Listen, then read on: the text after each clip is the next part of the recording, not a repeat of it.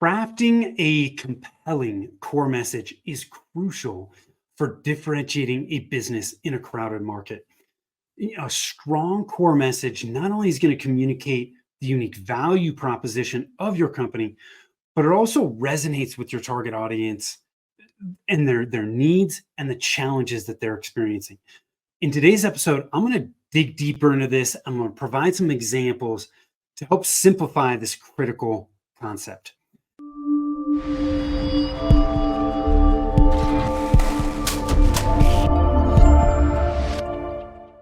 Hi, I am Tim Fitzpatrick with Rialto Marketing, where we believe you must remove your revenue roadblocks to accelerate growth, and marketing shouldn't be difficult.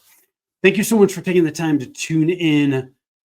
Solo episode. I'm going to start by just digging a little bit deeper and saying, hey, what is a core message? And then I've got 5 examples, some real, some hypothetical, to just really hammer this point home and make it as simple as possible to understand. So to me, a core message is that marketing message that you use to clearly communicate the benefit of doing business with your company. Okay, they're short, they're not long, right? And it's a unique value proposition. Sometimes people refer to it as that. A core message is just short, sweet, and to the point, right? And it can be used for the purpose of answering one or multiple important questions, right? First is, what makes you different from the competition? What promise, right, can you make that will solve their problems? Right? What's the problem that you really solve for your clients? Right? What we really want to do is answer that question. Why should I choose your business over any and every other competitor of the same product or service that you provide? Okay. So let's dig into a few examples. We've got 5. Okay. First one is Slack. Many of us are familiar with Slack. I don't think Slack is still using this, but they used to. Be more productive at work with less effort. Super simple for us to understand, right? It's focusing on increasing workplace productivity without any additional effort. Who the hell doesn't want that, right? It directly addresses a common problem that many of us have in our businesses, right? Which is, it's inefficient communication, right? And by promising a solution to that,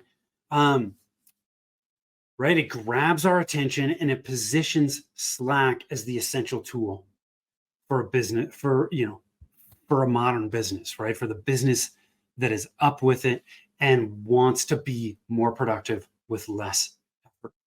Super simple, right? So next one, number 2, Nike, just do it. We've all heard of this one, right? The just do it slogan, right, is one of the most recognizable core messages in the world, right? And it's what it does is it speaks to the brand's focus on motivation, performance, right, and pushing beyond your limits, right? It resonates with athletes, fitness enthusiasts of all levels, right? By encouraging them to overcome, procrastination, doubt, right? Just do it. Just jump in and do it, right? We all know that one. So again, super simple. Number 3, this is a hypothetical example for a boutique consulting firm, right? Empowering your business to reach beyond just the numbers. Right. So this might be a consulting firm that helps with business operations, finance, something like that, right? So they're making a core promise here, right, and distinguishing itself by not just offering financial advice, but positioning their company as a partner, right, in a client's growth, right? Emphasizing kind of a holistic approach to business strategy and success. Empowering your business to reach beyond just the numbers, right? Beyond the numbers. hopefully these examples are helping and taking this. I mean, it's a simple concept, but I think it's pretty nebulous for a lot of people. So hopefully this is kind of hammering that home. So three more.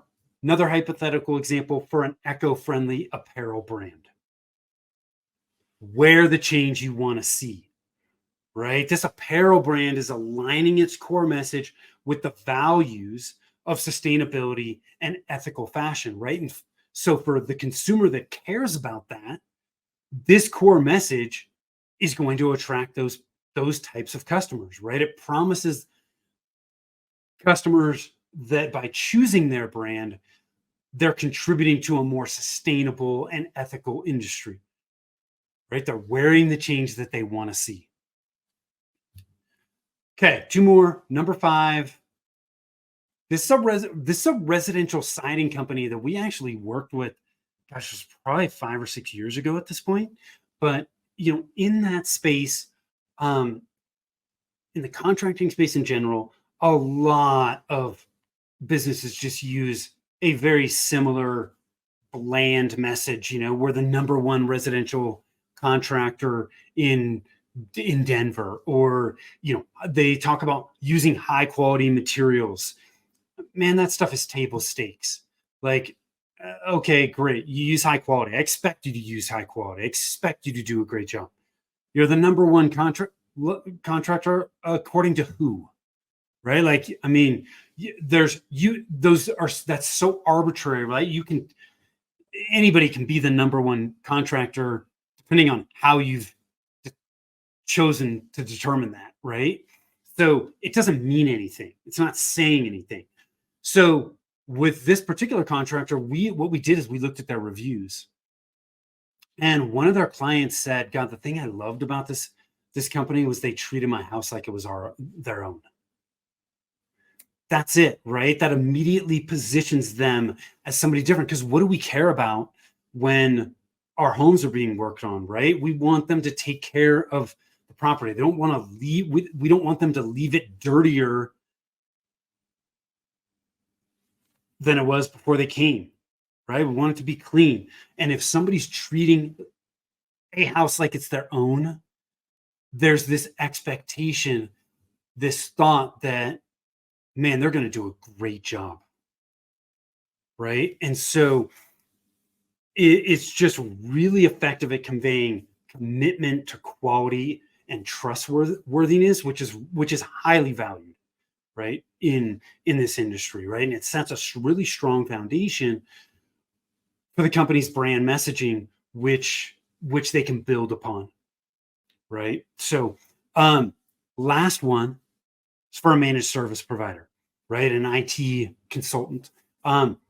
And the assumption here, this hypothetical, was that this is for an MSP that is focused on the healthcare space. So this core message is enhancing patient care through technology. They're not digging into the nitty gritty technical things, which most people don't care about. It's way over their head. What do healthcare companies care about? A healthcare provider, they want to provide the best patient care possible. And what this MSP is doing is their unique value proposition, their core message here is focusing on the specialized needs of the healthcare industry by offering not just IT support, but a commitment to improving patient care through reliable, compliant, right, and efficient technology solutions. Isn't that so much better than talking about high quality? Let us take the IT off your plate. Like, okay, right? No, we're enhancing patient care through technology. So I hope these examples have helped solidify and make this concept of a core message, a unique value proposition, easier to understand. Once you've created your core message, that is then the message that you're leading with in a lot of your marketing efforts to grab attention and interest. And then you can start going deeper with your marketing message, right? But that core message, the examples of these core messages, they're effective, because they're clearly articulating what makes that particular company unique, right? Sometimes they're touching on the specific problems they solve for clients and the tangible benefits that they're going to experience by working with them. So super, super important. Hope you found this helpful. If you still need some help, some outside eyes, some guidance on this concept, head on over to our website, rialtomarketing.com. That's RIALTO marketing.com. Book a free discovery call. I'll be happy to chat with you and help give you some outside eyes on that.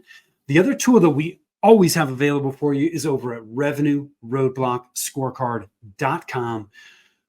When we work with clients, we help them remove the 9 common revenue roadblocks so that they can build and manage a marketing engine to drive their consistent, repeatable marketing results. At Revenue Roadblock Scorecard, you can determine and assess which of the 9 revenue roadblocks are slowing down your growth. It takes less than 5 minutes. Custom report, tons of value there. So go check it out. Other than that, till next time, take care. I appreciate you watching or listening, however you're doing it. But thank you. And until next time, take care.